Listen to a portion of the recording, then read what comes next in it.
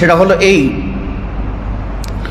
যে কোরবানির পশু কেনার সময় আমাদের খেয়াল করতে হবে এই কোরবানির পশুটি কি দোষমুক্ত না দোষী। লেজ কাটা, পা ভাঙ্গা, কান ফাটা কাটা, শিং ভাঙ্গা, এই প্রাণীগুলি দোষযুক্ত, এগুলি দিয়ে কোরবানি দেওয়া যাবে না। আল্লাহ রাসূল সাল্লাল্লাহু আলাইহি ওয়াসাল্লাম বলেছেন যে এমন অসুস্থ কোরবানি পশু, আল বাইয়িনু মারদুহা, যার অসুস্থতা রোগটা পরিষ্কার রোগা, সেটা দিয়ে কোরবানি চলবে না। এমন প্রাণী যার বয়স হইয়া হাড্ডির মগজ শুকিয়ে যাওয়া, এইরকম প্রাণী দিয়ে কোরবানি চলবে না।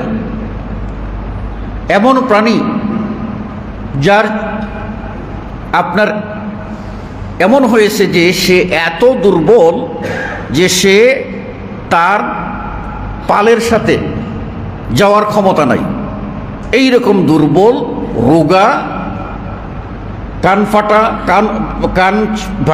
কান কাটা, লেজ কাটা, চামড়া নাই, এই ধরনের দোষযুক্ত পশু দিয়ে কোরবানি দেবে না। আচ্ছা, আপনি একটা উদাহরণ সহজেই মনে করুন। আপনি আপনার একজন প্রিয় ব্যক্তি যাকে আপনি সম্মান করেন, তাকে একটা জিনিস গিফট দেবেন, একটা হাদিয়া দেবেন।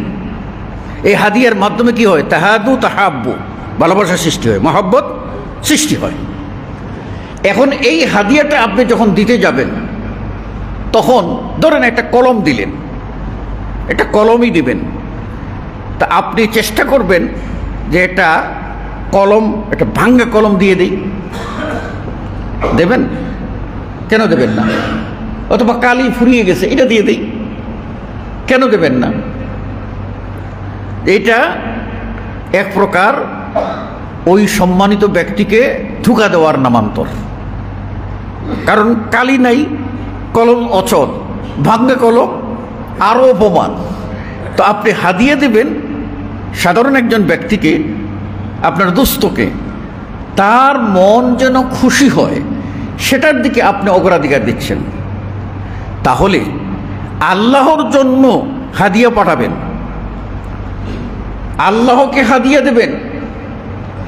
এই হাদিয়াটা আপনার দুর্বল হবে, দোষযুক্ত হবে, এই ধরনের চিন্তা কোনো মানুষ করতে পারে না, কোনো ইমানদার করতে পারে না। কেননা এই কোরবানির পশুটা এটা আল্লাহর নামে উৎসর্গ করা। আল্লাহর নামে উৎসর্গ যখন করবেন, তখন নির্দোষ, যেটা দৃষ্টিনন্দন, যেটা চোখ কেড়ে নেবে, মায়াবী, ওই পশুটাই কোরবানি করবেন। আল্লাহ তো এক আয়াতে বলে দিয়েছেন যে লান তানালুল বিররা হাত্তা তুনফিকু মিম্মা তুহিব্বুন, কোনোদিনও তোমরা কল্যাণ লাভ করতে পারবে না যতক্ষণ না তোমরা তোমাদের পছন্দের বস্তু কোরবানি খরচ করেছো। আর কোরবানির সম্পর্কে আল্লাহ রাব্বুল আলামিন বলে দিয়েছেন, লান ইয়ানালাল্লাহু লুহুমুহা ওয়ালা দিমাউহা ওয়ালাকিন ইয়ানালুহুত তাকওয়া মিনকুম। কোরবানির ওই পশুর গোশত, ওর রক্ত আল্লাহর কাছে পৌঁছবে না, আল্লাহর কাছে পৌঁছবে তোমাদের তাকওয়া। কে আল্লাহকে খুশি করার জন্য কোরবানি করছো, সেটাই আল্লাহ রাব্বুল আলামিন দেখবেন। আল্লাহ আপনার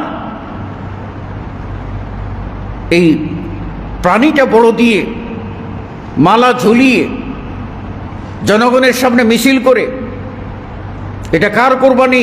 অমুক হাজী সাহেবের কোরবানি, এইভাবে মিছিল করে নিয়ে এসে বাহাদুরি দেখাবেন, ওটা হচ্ছে রিয়া, ওটা হচ্ছে লোক দেখানো। লোক দেখানো যখন হয়ে যাবে, তখন ওই ইবাদত বাতিল।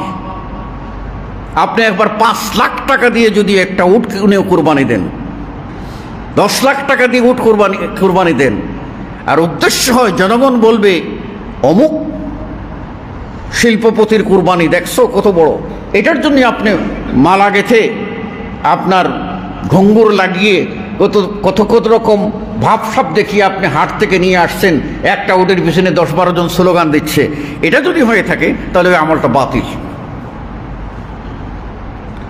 কার আমল পৌঁছবে? যার তাকওয়া আছে। হতে পারে সে হয়তো মাত্র 8 থেকে 10,000 টাকা দিয়ে একটা দুম্বা কিনছে, ওই লোকটা চাচ্ছে আল্লাহ আমার প্রতি, আমার এই সামর্থ্য এর চেয়ে বেশি নাই, তোমাকে খুশি করার জন্য তোমার রাস্তায় দিচ্ছি, আল্লাহ তুমি এটা কবুল করো। হতে পারে আপনার 10 লাখ টাকার উটের চেয়েও ওই দুম্বাটা আল্লাহর কাছে পৌঁছে 10 লাখ টাকার উট পৌঁছে নাই।